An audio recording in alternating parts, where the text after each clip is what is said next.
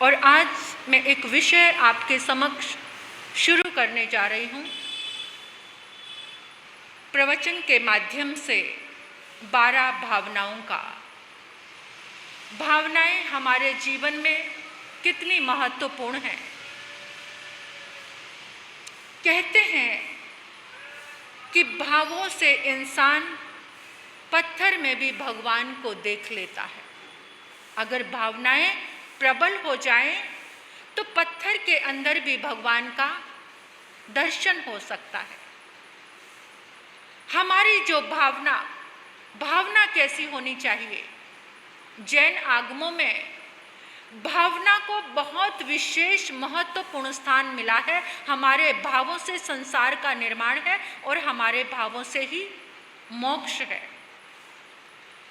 ऐसी भावना जो हमारी मन की मूर्छा को तोड़ सके। चिंतन किसका करना है? जो ये 12 भावना है, चिंतन किसका करना है? जो हमारी मन की मूर्छा, क्योंकि हमारा मन हर समय मूर्छित है। मन की मूर्छा को तोड़ने वाली जो शक्ति है वो सद्भावना। भावना बहुत तरह की होती हैं। दुर्भावना होती है, दुष्ट भावना होती है, श्रेष्ठ भावना होती है, मंगल भावना होती है। जो मंगल भावों में रहता है, मंगल भाव, जो हमारा चिंतन मंगल हो गया, वो हमारी भावना हमारे मन की मूर्छा को, क्योंकि सारा खेल हमारे मन का है, हमारा दुख है, तकलीफ है, वो मन की है। जिसका मन स्वस्थ रहता है, जिसका मन पॉजिटिव रहता है, जिसका मन सकारात्मक रहता है, वो हमेशा हर परिस्थिति में, हर माहौल में खुश रहता है, प्रसन्न रहता है। भावना क्या है? हमारे आगमों में 12 प्रकार की भावना कही गई है।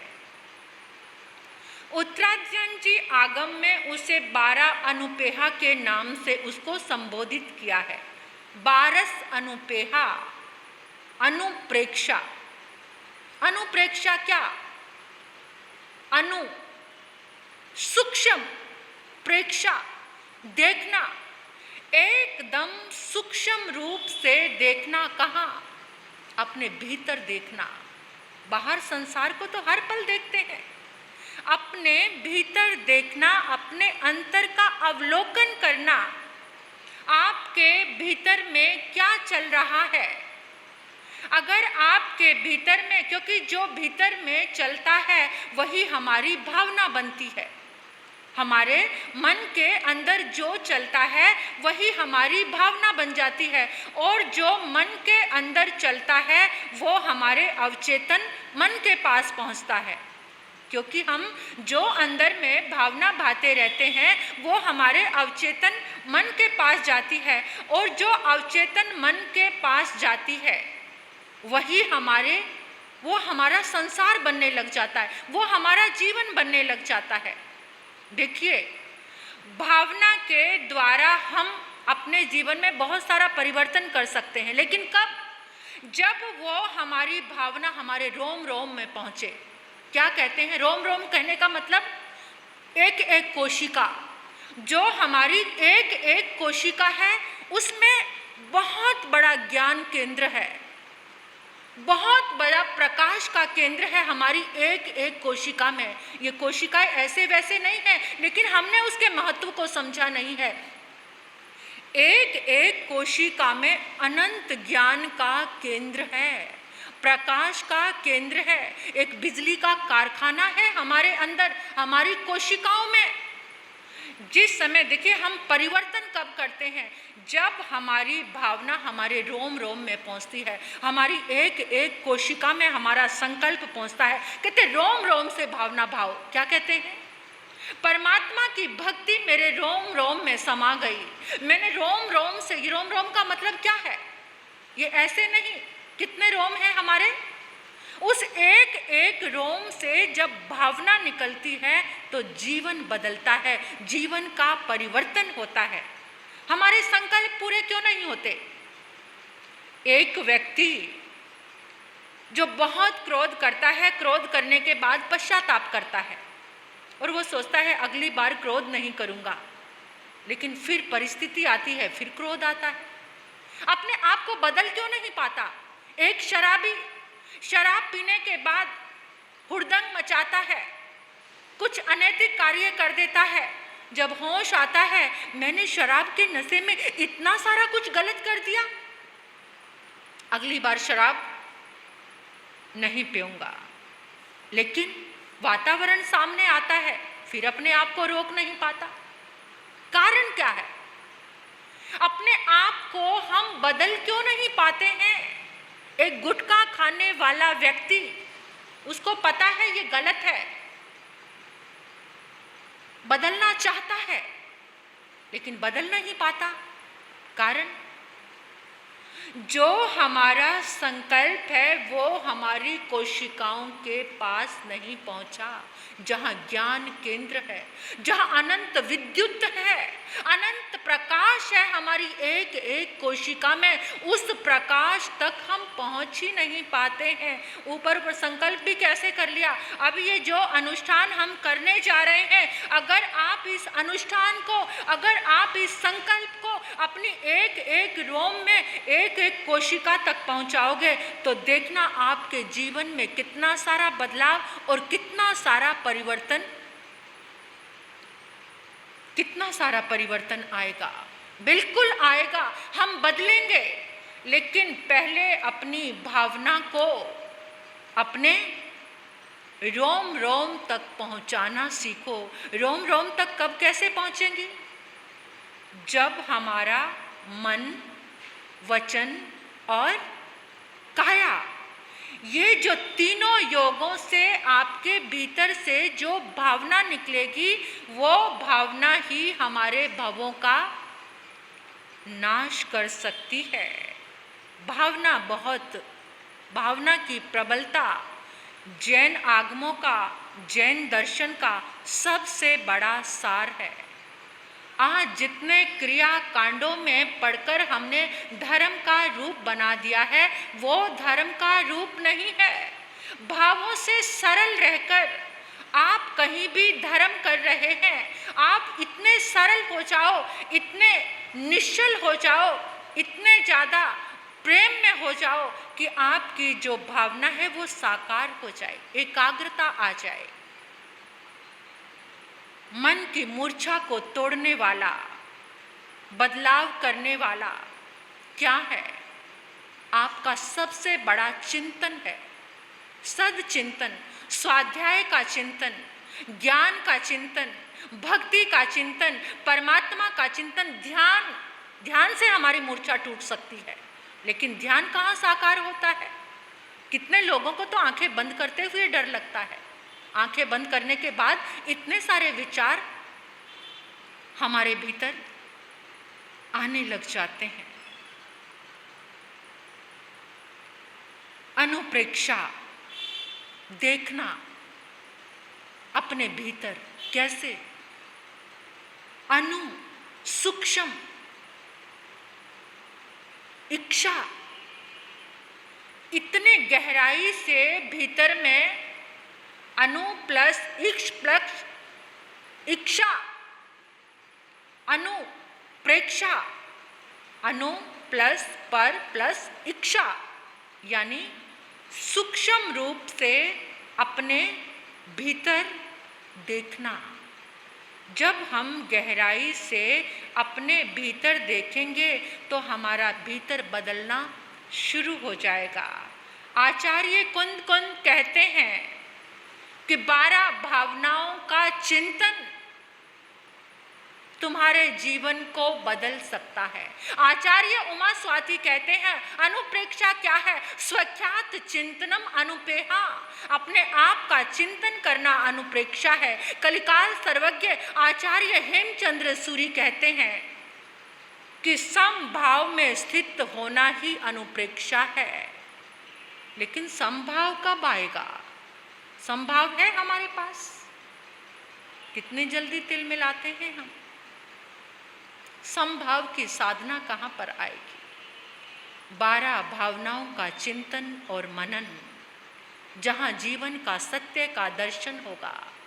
12 भावनाओं में सबसे पहली भावना कौन सी है? हाँ जी, अनित्य भावना। सब कुछ जहाँ पर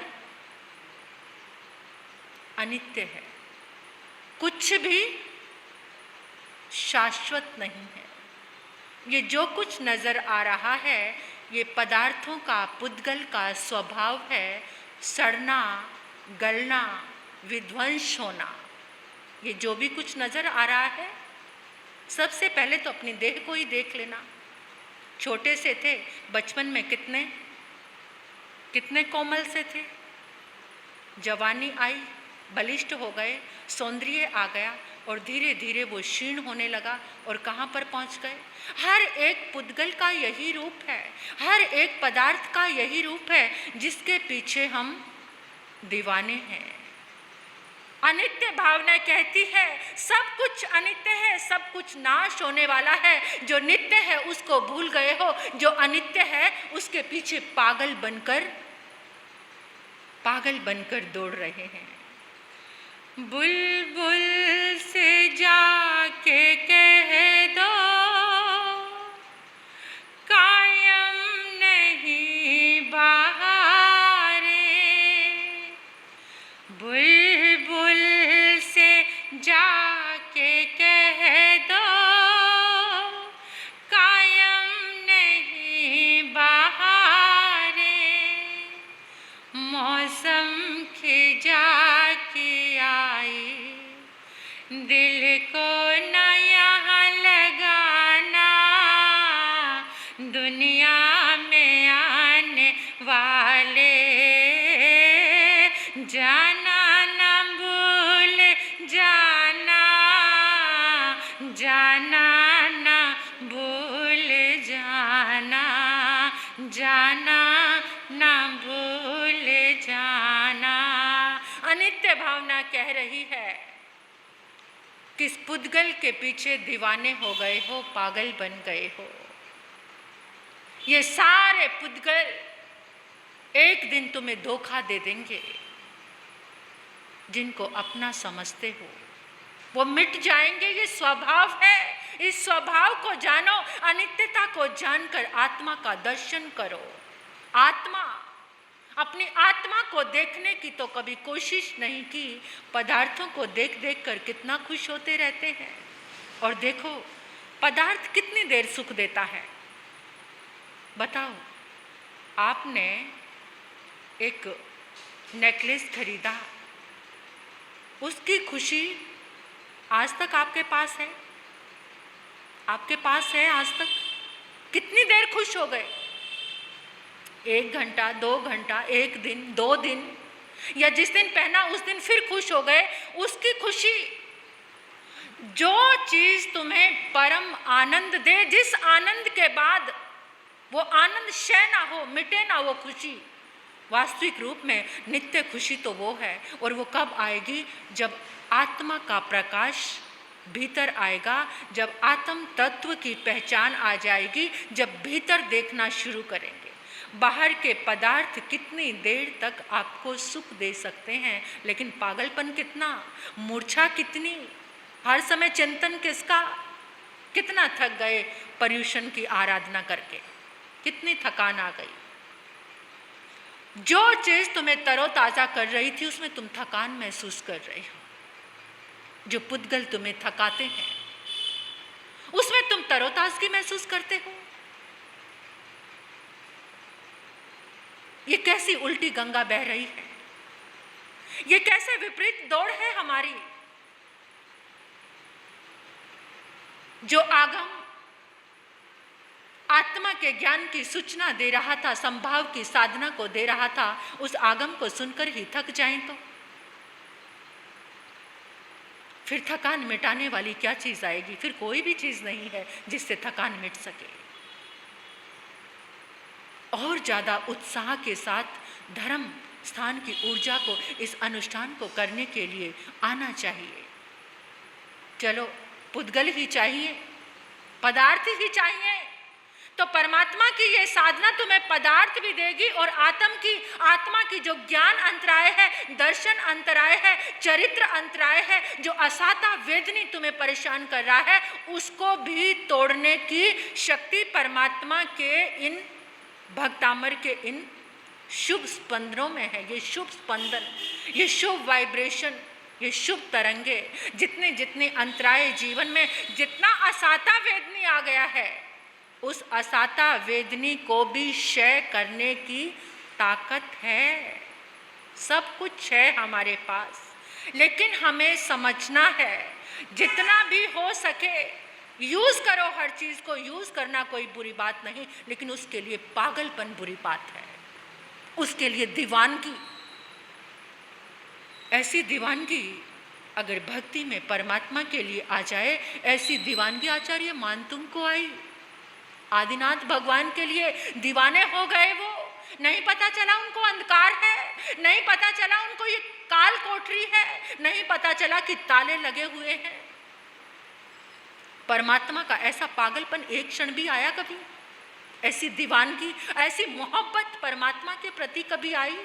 मोहब्बत करते हुए दुनिया के लोगों से, और वहां से थोड़ा धोखा मिलता है तो दूसरे की खोज, वहां से प्यार मिलेगा, वहां से मृग तृष्णा।